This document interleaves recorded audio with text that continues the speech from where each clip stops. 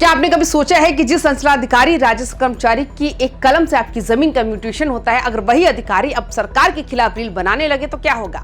क्या होगा जब जनता के बीच काम करने वाले सरकारी सेवक ही सरकार की नीतियों को सोशल मीडिया पर ट्रोल करने लगे? बिहार के राजस्व एवं भूमि सुधार विभाग में इस वक्त एक ऐसा लेटर जारी हुआ जिसने पूरे महकमे में खलबली मचा दी। रील बनाना, सरकार की बुराई करना या छद्म नाम से लेख लिखना, अब इन सब पर ऐसी पाबंदी लगी है कि एक छोटी सी गलती भी नौकरी पर भारी पड़ सकती है। आखिर प्रधान सचिव सीके अनिल ने सख्त फरमान क्यों जारी किया और क्या वाकई विभागीय मंत्री विजय कुमार सिन्हा के जनसंवाद से घबराकर अधिकारी सोशल मीडिया का सहारा ले रहे थे? आज की इस रिपोर्ट में हम सरकारी सेवा की उस लक्ष्मण रेखा की बात करेंगे जिससे पार करना अब मुमकिन नहीं होगा। वीडियो के अंत तक बने रहिएगा क्योंकि ये खबर बिहार के हर सरकारी कर्मचारी और आम जनता के लिए बहुत बड़ी है। नमस्कार दोस्तों, आप देख रहे हैं वाईबीएन बिहार झारखंड। मैं हूं आपके साथ मुद्रा त्रिपाठी। बिहार सरकार के राजस्व एवं भूमि सुधार विभाग ने अपने सभी कर्मियों और पदाधिकारियों के लिए एक नई और सख्त आचार संहिता लागू कर दी है। विभाग के प्रधान सचिव सीके अनिल ने एक पत्र जारी कर साफ कर दिया कि अब सोशल मीडिया पर सरकार के खिलाफ प्रतिकूल टिप्पणी करना या रील बनाना अंचलाधिकारी और राजस्व सेवा के अधिकारियों को बहुत महंगा पड़ेगा। विभागीय आदेश के मुताबिक अब कोई भी सरकारी कर्मचारी गुमनाम होकर या किसी दूसरे के नाम से भी समाचार पत्रों, रेडियो या सोशल मीडिया प्लेटफॉर्म पर ऐसा कोई विचार व्यक्त नहीं कर सकता जो केंद्र या राज्य सरकार की किसी नई या प्रचलित नीति के खिलाफ हो। अगर ऐसा पाया गया तो इसे अनुशासनहीनता माना जाएगा और उनके खिलाफ कठोर अनुशासनात्मक कार्रवाई भी की जाएगी। आखिर ये नौबत आई क्यों? दोस्तों, इसके पीछे की कहानी शुरू होती है 12 दिसंबर 2025 से, जब विभाग ने भूमि सुधार जन कल्याण संवाद का आयोजन शुरू किया। विभागीय मंत्री विजय कुमार सिन्हा ने राज्य में जमीनी विवादों के निपटारे के लिए जिलों में कैंप लगाना शुरू किया। इन कैंपों में जब जनता पहुंची तो सीओ, आरओ और राजस्व कर्मचारियों के खिलाफ शिकायतों और भ्रष्टाचार के आरोपों की झड़ी सी लग गई। मंत्री जी ने भी मन से कड़े बयान दिए जिससे विभाग के अधिकारी और कर्मचारी नाराज हो गए। नाराज कर्मियों ने न सिर्फ मुख्यमंत्री को पत्र लिखकर अपनी नाराजगी जताई बल्कि सोशल मीडिया पर इस जनसंवाद कार्यक्रम की आलोचना करना भी शुरू कर दिया। इसी डिजिटल बगावत को दबाने के लिए विभाग ने अब ये नई गाइडलाइन जारी की है। इस पूरे विवाद की गहराई को समझना बहुत जरूरी है।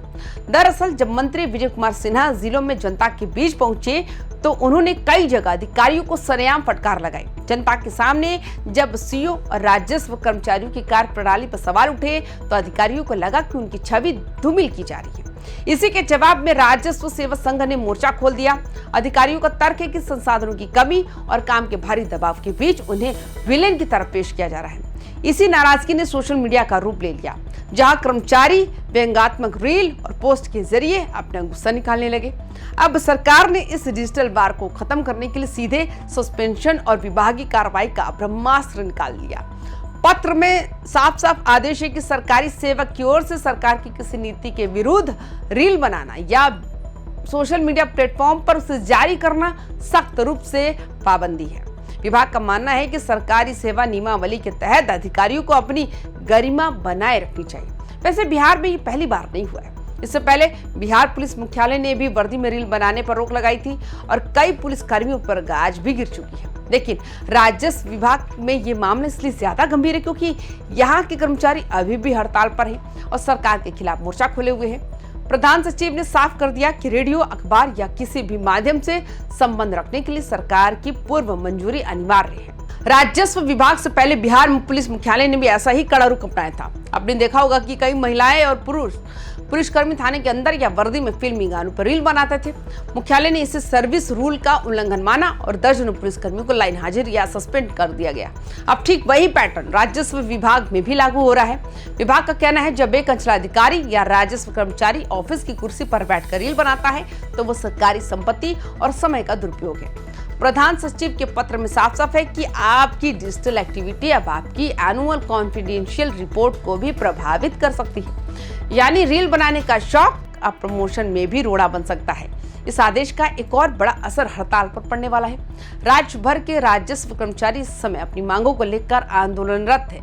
आमतौर पर हड़ताल के दौरान सोशल मीडिया ही कर्मचारियों के लिए अपनी बात जनता तक पहुंचाने का सबसे बड़ा हथियार होता है।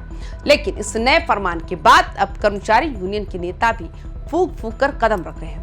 अगर वे सरकार की नीतियों को आलोचना करते हैं तो उन पर सीधा गाज गिरता है। यानी सरकार ने एक ही पत्र से दो निशाने साधे हैं, एक तरफ सोशल मीडिया पर अनुशासन और दूसरी तरफ हड़ताल की डिजिटल धार को कुंद करना। अब देखते हैं यह है कि क्या कर्मचारी इस मौन रहने के आदेश को स्वीकार करते हैं या ये चिंगारी किसी बड़े आंदोलन का रूप लेती है। अब यहाँ दो पहलू हैं। एक तरफ सरकार का कहना है कि अनुशासन जरूरी है और कर्मचारियों को अपनी सीमा नहीं लागनी चाहिए। वहीं दूसरी तरफ कर्मचारियों का तर्क है कि अगर उनकी बात नहीं सुनी जाएगी तो वे अपना विरोध कैसे जताएंगे। लेकिन नियम तो नियम है। सरकारी सेवा नियमावली साफ कहती है आप सरकार का हिस्सा होकर सरकार की नीतियों को सार्वजनिक रूप से चुनौती नहीं दे सकते।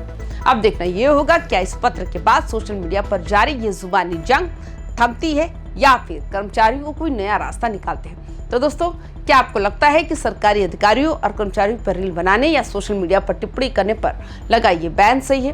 क्या इससे भ्रष्टाचार और अनुशासन में सुधार आएगा या फिर ये कर्मचारियों की आवाज दबाने की कोशिश है? अपनी राय कमेंट बॉक्स में जरूर लिखें। अगर आप एक सरकारी कर्मचारी हैं या बिहार की राजनीति और प्रशासन में रुचि रखते हैं तो इस वीडियो को शेयर जरूर करें। बिहार की हर ताज़ा खबर और प्रशासनिक अपडेट के लिए हमारे चैनल YBN बिहार झारखंड को अभी सब्सक्राइब करें। नमस्कार।